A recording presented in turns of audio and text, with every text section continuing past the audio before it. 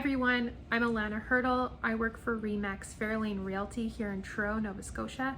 My niche is working with out-of-province buyers, and I would like to outline the buying process for you because I find that a lot of the buyers don't really understand how it works. Sometimes I assume that they understand because I've been doing this and I've done so many transactions, but I kind of want to start back at the beginning so that if you're moving here, you know what to expect from beginning to end of transaction and how to make it as smooth as possible.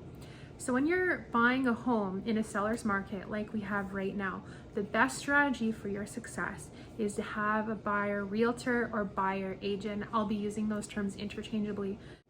I encounter a lot of people that'll see a property online that they really like. They scroll down and they see the listing agent.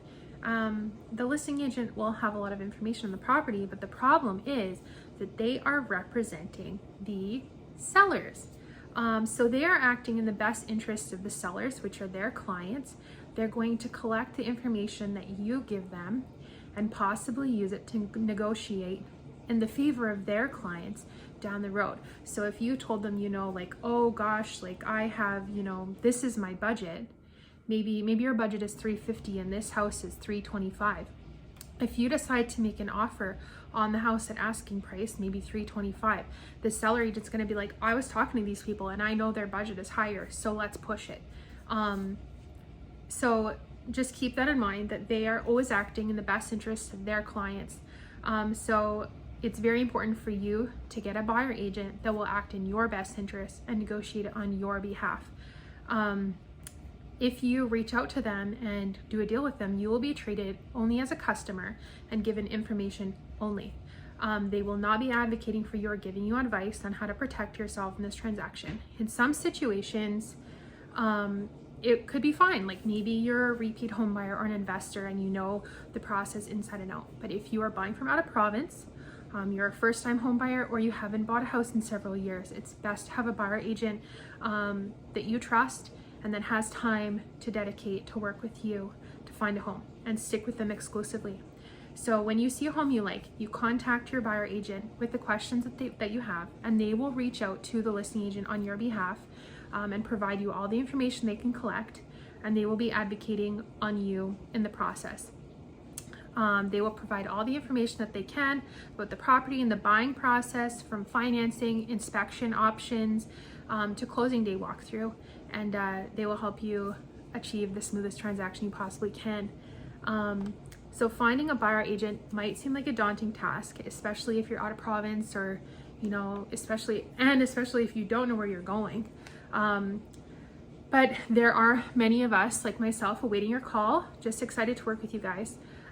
So do a Google search of the area that you are thinking of moving in for brokerages. They usually have a list of realtors on their website, so you can go through and read their bios and see who you connect with. You can also just do a Google search in that town for realtors. A lot of times they have their own Google business page, as I do, and you can read reviews on them that other people have left, testimonials. You can also look on realtor.ca. You can read bios there. You can look on YouTube. You can search Instagram hashtags. You could ask friends that have moved, to Nova Scotia, who they liked working with or who they didn't like working with. You could also just call a brokerage in the community you're looking to move and ask them, who's available to help me, who has time to work with me, and they will help connect you with someone. Once you've connected with a buyer agent, they will probably be asking you your criteria for what you're looking for in a home, your budget, and the timeline for moving. And they could set you up at a program called Collapse Center. That's something we have here in Nova Scotia. I think other provinces have like a similar system like this, but as a realtor, we put in your criteria, and then you get emails automatically as new properties are listed that fit that criteria, so you're not missing anything, and you're not seeing a whole bunch of stuff that just isn't going to fit what you're looking for. Realtor.ca, I think it's changing, but right now it will show you properties that have already accepted an offer. I think they are going to be changing that, but it can be frustrating sometimes for buyers because they think a property is available when it's not anymore. So they may also ask you to sign a buyer brokerage agreement or designated buyer brokerage agreement. This outlines your duties to each other when you are doing the home buying process, because we as realtors, we invest a lot of time and money helping buyer find a home. So it could be frustrating, if I'm working with a buyer for several months and then at the last minute they buy a home with a different realtor, that could cause a lot of upset feelings. So we use these brokerage agreements to protect ourselves and to also protect you, so that we both know clearly what our duties to each other are and our responsibilities in the process. So if you don't sign one immediately, you will have to sign one when you make an offer on a property. So once you've viewed a few homes and you find a home that suits your needs, your realtor will help you make an offer, and then that will get sent to the listing agent to review with their clients. Your realtor will outline the possible conditions that you can include to protect yourself and your investment. Some of them could be for financing, insurance, home inspection, septic inspection, water test, receiving utility and tax bills. You can add additional conditions. You can use less of those conditions. Some people choose to not have all the conditions to make their offer more appealing or competitive. That's something that you would have to decide, but it is your realtor's job to inform you of your options. Make sure you understand them. So after you submit your offer, the sellers will do one of three things. They will accept your offer the way it is. They will reject your offer. Maybe, they don't like it, or they went with another offer, or they will send you a counter offer that maybe changes one or more of the conditions, or maybe price, closing date. It'll have some changes, and you can either accept that counter offer or reject it. You can't counter the counter. If you rejected it but you still wanted the home, you would have to create a new offer and kind of start over. So let's say finally you have an accepted offer. Now it is time to get to work on your conditions. So on average, you'll have about 2 weeks to complete these conditions, give or take. So it's best to get started right away, especially things like financing and home inspection can take a little bit of time. And you'll also want to discuss with your realtor whether they will be sending your documents, your agreement and cut sheet and tax bill to your mortgage broker and your lawyer, or if that is something that you will have to do yourself. Make sure that you clearly communicate all these things. Your realtor may have a list of trusted home or septic inspectors and lawyers. If you don't already have one, you'll have to pick. And once all conditions are met, you will have to complete a form to go firm.